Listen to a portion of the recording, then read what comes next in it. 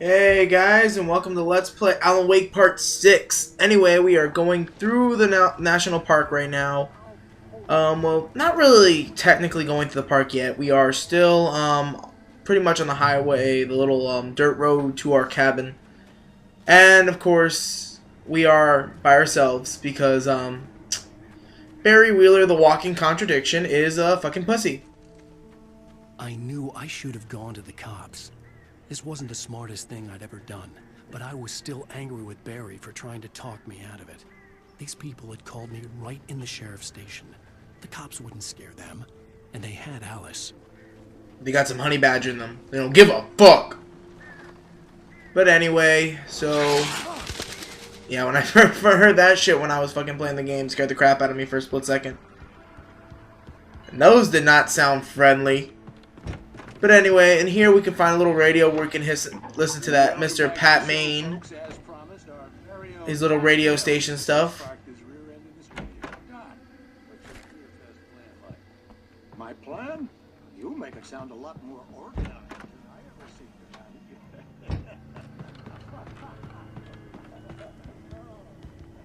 Now, I don't know if this is supposed to be creepy if you're not near it, but they just make the tire swing just start swinging like that.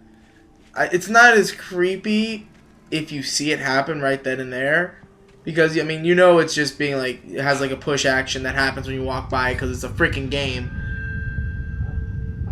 That was weird, but you are able to I guess it sets the tone for like how creepy it's gonna get. For some reason, I don't know why it won't let me climb up here. It didn't let me do it while I was recording it, and it made me look like I'm a dumbass while trying to get into that other freaking cabin. So, keep in mind and just bear with me, because during these recordings of this episode, I did do a lot of shenanigans. I messed up a little bit, but messing up in the sense of not looking like I played this game as much as I thought I did. That was lovely. Shit. You would think that, like, the fucking park people would, like, check these fucking places to make sure that they are in good order. And this TV is showing us more of that Night Spring show that I told you about.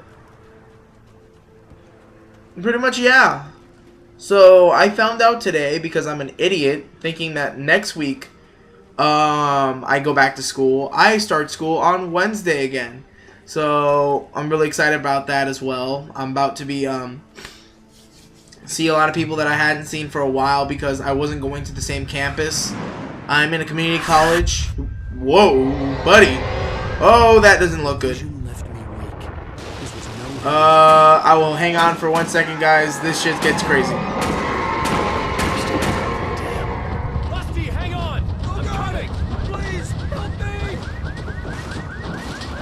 Oh, fuck me, man. Look, Jesus Christ. This place got raped. Can you hear me? Anyone? Hello? Please help! Back here. Mr. Wake? Oh, hell. It happened just the way it was on that page. I found. Came true. It knew. So dark. It'll come back for me. You must. The light. Now the page that we got in the truck right before this all happened, that's the page he's referring to. Hang on. I'll be right back. And as you can see, his leg got fucked up. But anyway, from what I was going on with, pretty much I start school back up on Wednesday, and I'm really excited because pretty much I'm gonna see people that I haven't in a while. Plus, if I want to upload my videos, they'll be super fucking fast, regardless, compared to how I'm doing it at my house right now. So I'm excited for that too. But what I'm not excited about is the fact I have 2 jobs mixed in with full-time college student. That sucks.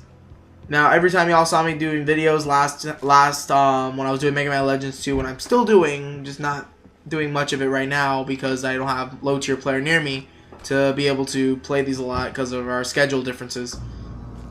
That is not going to help. But still, pretty much, I only had 1 job at the time, and right near the end, I don't know what hit me there, I don't even know what damaged me, and that was weird. But still, I keep on like changing the subject the last second. You gotta love my ADD. And Rusty is not doing so well. But anyway, yeah, I have now 2 jobs. I'm not gonna say where because one of them may hinder me from doing things that I want to do later on. So I'm not gonna go there. But pretty much, I got 2 jobs now mixed in with school. So the fact that I'm still doing these LPs are pretty damn impressive. I don't know anyone else's schedules who do LPs, and honestly, I'm not trying to boast, but I'm pretty sure for me, what I do, to have the time to actually try to make at least the attempt to make a video daily, plus 2 jobs, plus school, that's pretty commendable, guys. So, I may not be the best LPer in this freaking place, but Jesus Christ do I work my ass off to at least try to make the deadlines. But as we can see right here, Rusty has gone to the dark side. I wouldn't say that, but yeah, he's gone dark, and he's pretty much a boss. But I don't really count him as a boss because, I mean, he's pretty simple. Just him. I would count him to be like a mini boss then, really, which is kind of sad because I don't know. I really felt bad for Rusty. If you read some of the book, the manuscript pages, it actually explains he had a thing for Rose, the little diner girl, that he had known her for a good while, and that like yeah, she's young as hell compared to him, but he still had really strong feelings for her, and she kind of knew. And it's just really sad because like some of these manuscript pages really do explain more how these people felt, and it really makes you sad when you see him go. But anyway, that little bit of like the little like crumbling stuff falling is pretty much the entranceway we went in through, pretty much collapsing on itself. We can't go back that way, so we have to go through the park, which we were already going to do anyway, so I don't know why they did that. I don't know. Maybe to make it tense so you don't go back in there and be like, oh, if you missed anything, you got to go play the game again. But anyway, we're going now into the park. What the hell was that? I saw from the window. I saw something. Forget about it, Barry. It's just me going crazy. Oh, jeez. Oh, jeez. You're not crazy. I wish you were crazy, but you're not crazy. Ow, be careful. Stay in the cabin. Don't open the door for anyone. I mean it. It took Barry one freaking episode with us to believe us. Love it.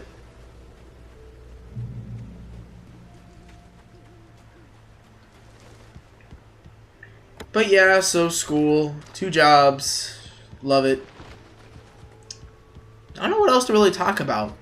I'm recording this video. Well, not really recording. I'm putting the voice in because I recorded this a few days before, and I don't know. Was at the far end of the nature trail.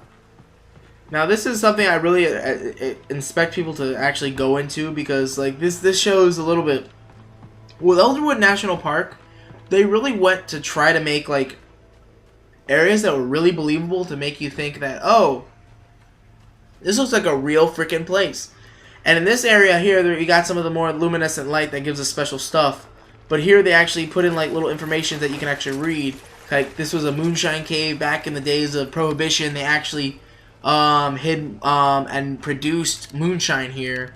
It's kind of like to make it seem like a more realistic place, which I kind of like, a la a TV show, really trying to flush out the not only the characters, but at the same time fleshing out the entire cast that is the city. As much as people might say or disagree with me and think it's stupid, every character, anything that you see in this that actually plays an important role that has a name is still a character, because you still need to be able to when you think of Elderwood National Park, you're gonna think now of this huge expansive area while I'm being attacked by evil people.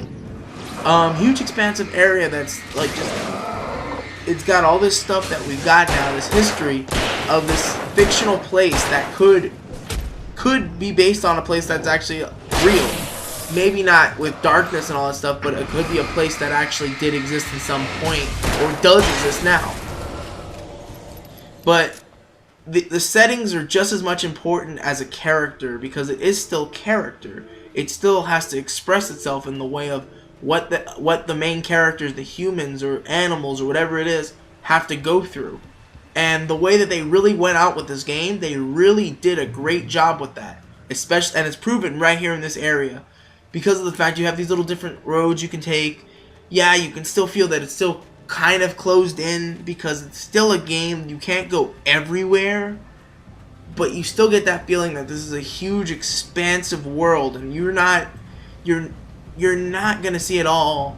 But from what you see, you get paint a good picture of what Bright Falls was and what Bright Falls will be, or what Bright Falls is at now as well. That seems interesting. I hope people enjoy that, but yeah. And honestly, I don't know why we're hearing some action music. Nothing was attacking me, so I don't know if it was just a glitch or it's probably got to do with the darkness. Oh, I remember. I was even wondering this when I was recording it. It was because we were entering the area that has like dark clouds. Sometimes there'll be areas where like you're going pretty much into the darkness. This is one of those moments. Right here we got some more bad guys coming in. See right here, the great old one. It's a tree that got struck by lightning.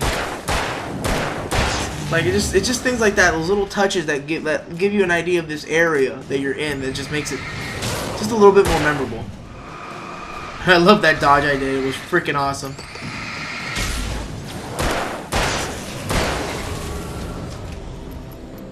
But yeah, in this area, pretty much, we really aren't going to be dealing with a lot of stuff. Like, I think... No, I didn't even read it before. I thought I did, but I didn't. What else can we talk about? Well, other than fucking people sneaking up on me like that. That was a pretty weird dodge. I'm not gonna lie. That one was weird.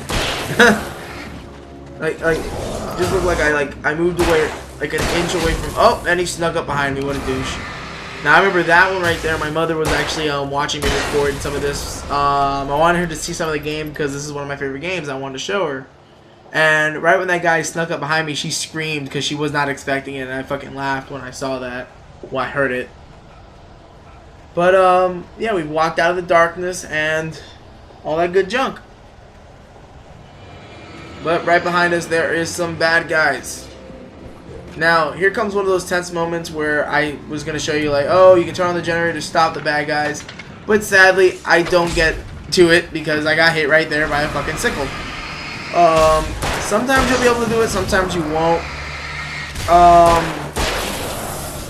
But yeah, you can sometimes, if you start the generator at the right time when like people are right around you, it'll stop the people, they'll disappear, and pretty much you're in your checkpoint, you're safe, nothing else there. It pretty much ends the wave that you were dealing with of bad guys. Could you even really call these guys bad guys? Because they're not really doing this in their own free will. They're being possessed by evil darkness. I don't know. I'm still going with the dark side. They've gone to the dark side. I also love to say a little bear alert. Like, if we're really worried about bears, made me think when I actually played this game that what if we deal with something like a bear or something that actually like was possessed by the darkness? Like, that would be fucking scary. That thing's already got like enough strength by itself. Imagine it with fucking darkness like embedded into it. That just scares the shit out of me. They even thought if they ever did that to this game. And now we also have here, we've been introduced to a new character enemy type. These huger, thick, bigger guys, pretty much they do a lot of damage. You see right there with one swing of his axe, he pretty much took almost half my life. After a while, if you shine them for a little bit, they'll get pissed and they'll like chase after you like he's doing right there. He did it to me once before, and it takes a lot of damage, and I don't know how. I was lucky to not get killed here. But I was able to take out all the enemies, but he takes a lot of bullets. I think he takes at least 6 or 7 bullets to actually kill one of those huge guys, so I got really lucky there. But you just go right in there, checkpoint, and pretty much when you go over here, we got even more of the whole little, hey look, here's some more about Elderwood National Park. Like it's showing like the age of when they got it and everything. The Oregon Treaty, if I recall, that's what it said. I went by it so quickly, but yeah, just I like those little touches they put into these areas. It just makes it so memorable. Just like Liberty City, just like San Andreas. There was a part I failed to. I was like running up, like open the gate. Oh, you don't open the gate. I'm an idiot. But yeah, it just when you make a city feel like a character itself, like fleshing it out, it makes these games such a joy to just come back to play, even though it doesn't have that much replayability like Alan Wake. And once this elevator gets up here, we pretty much are gonna cut the video short. Not really short, but you know what I'm saying. Anyway, guys, next episode we're gonna keep going down here, and we will keep going. Anyway, guys, this is Ashiteru. Bye, guys.